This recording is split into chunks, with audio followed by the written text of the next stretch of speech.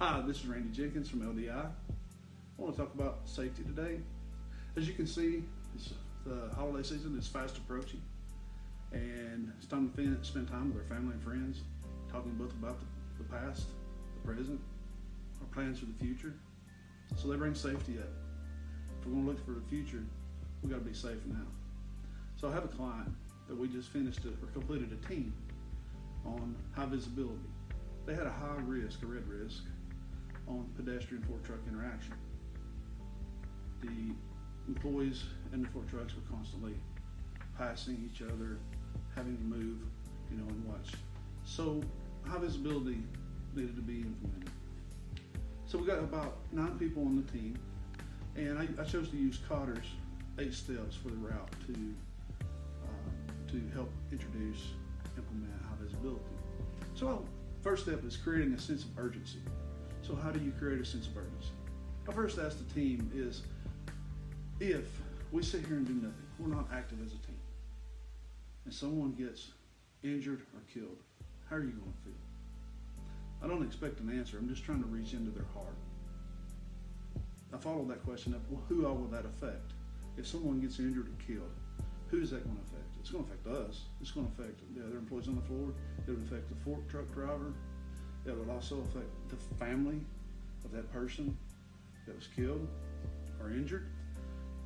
They may have children that are small, children that are in college. They may even have grandchildren.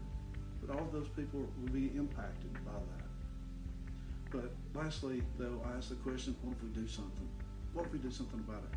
We may never hear that we saved multiple people's lives, but hearing nothing is better than hearing something about one of our fellow workers getting hurt. So step 2 is about the powerful coalition. That powerful coalition is the team itself, empowering them to communicate at all levels of the organizations.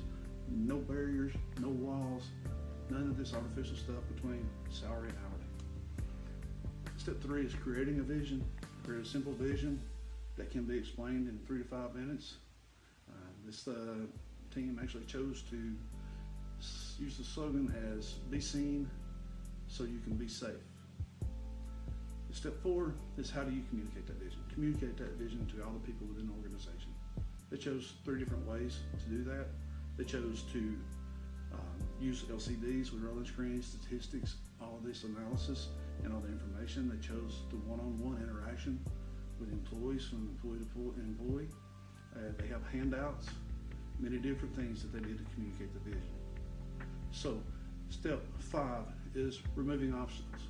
Sometimes people don't want to participate. We've never had an accident in the place, so therefore there's no need to do anything. We don't need to have this here.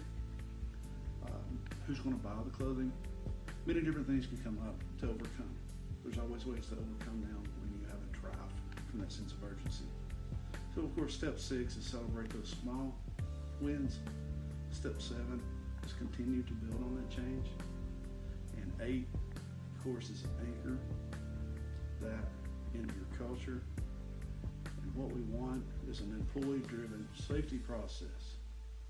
So I wish and hope that you and your family and your friends stay safe for the holiday season and in the future. Thank you for your time.